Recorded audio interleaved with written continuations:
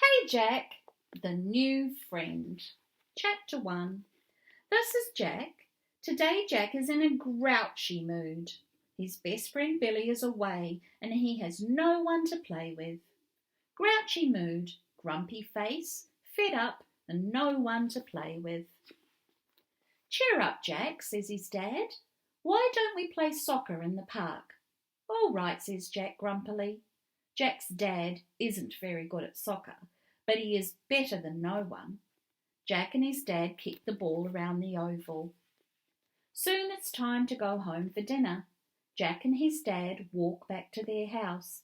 Someone trots along behind them. Look, says Jack, there is a puppy following us. So there is, says Jack's dad. I wonder where he came from. Jack crouches down. The puppy runs up to him. Hello, little fella, said Jack's dad. Let's see who you belong to. But the puppy has no collar, no name, and no address. A man and a woman walk towards them pushing a pram. Is this your puppy? Says Jack's dad. No, says the man. We saw him before. He must be lost. Jack's dad knocks on the door of a house nearby. An old woman opens the door. Is this your puppy? Jack's dad asks her. No, says the woman. We can't leave him here on his own, Jack says. Can't we take him home with us? Well, I guess it's getting late, said Jack's dad. We will look after him tonight, and then tomorrow we will find his owner. Yay, says Jack. The puppy yaps excitedly. Jack laughs and carries him home. Jack's mum is making dinner. When she sees the puppy, she looks very surprised. My goodness, she says, where did he come from? He's lost, said Jack. Don't worry, says Jack's dad. He's only staying one night. Jack and his dad find some old towels. They make a bed for the puppy in the laundry. The puppy turns around and round in circles, and then he flops down onto the bed. Jack sits next to the puppy. The puppy wriggles around on his back. Jack tickles his soft grey belly. If you were my puppy, I would call you Scraps, says Jack. He imagines all the fun that he and Scraps would have together. Chapter 2. Jack's mum comes into the laundry. She has a bowl of water in one hand. In the other hand she has a bowl of minced meat. Here, says Jack's mum. He's probably hungry. She puts the bowls down. The puppy jumps up and gobbles up all the food. Then he laps at the water. His little tail spins around like a propeller. Oh, he's so cute, says Jack. Can't we keep him? No, Jack, says his mum. He doesn't belong to us. But we already looked for his owner, Jack says. Jack's mum shakes her head. Imagine if this was your puppy and he went missing, she says.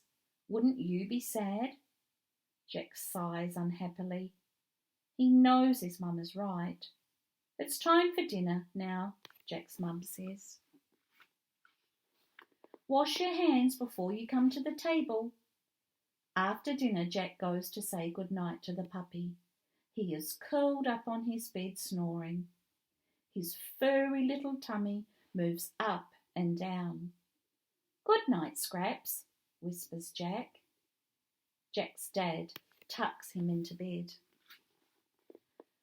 Tomorrow morning we'll go and see Alf at the corner shop, he says.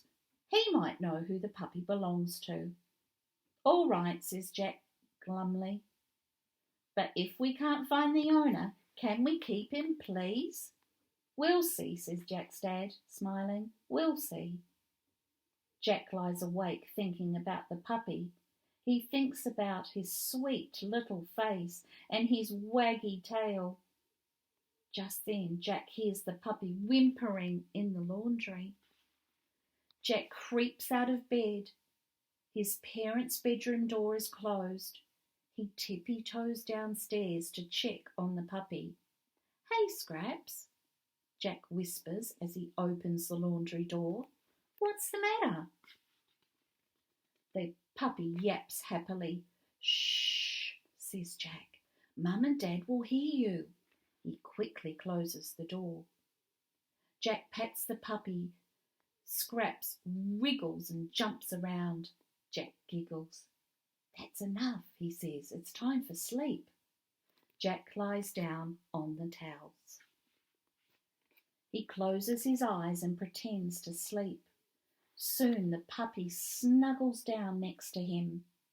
Jack lies very still. He will just stay here until the puppy is asleep.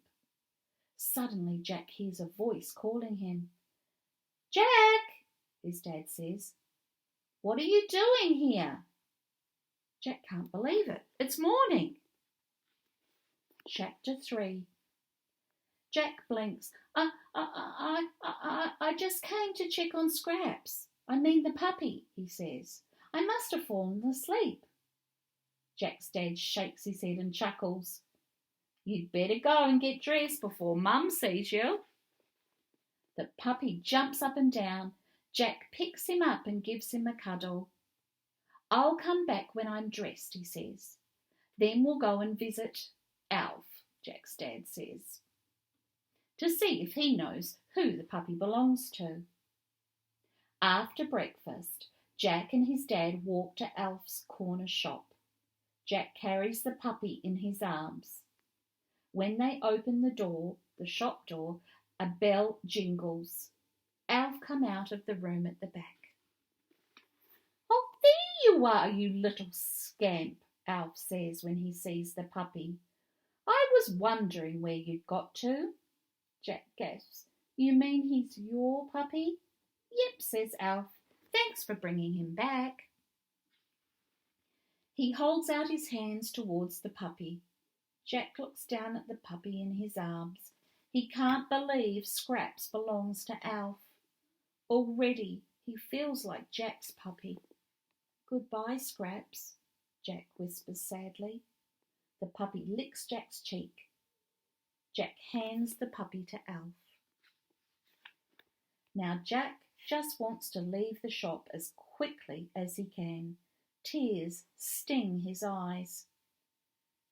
Alf tucks the puppy under one arm and sighs. "You don't know anyone who'd like a puppy, do you?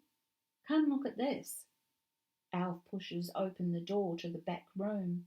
There, lying on a rug, is a big grey dog. Rolling all around her are 1, 2, 3, 4 little puppies. "What on earth am I going to do with 5 puppies?" Alf says. Jack feels his heart begin to beat wildly. He looks up at his dad full of hope. "Well, I can think of a home for one of those little pups," Jack's dad says. "What do you reckon, Jack?" "Oh, yes, thank you, Dad," Jack says, hugging him tightly.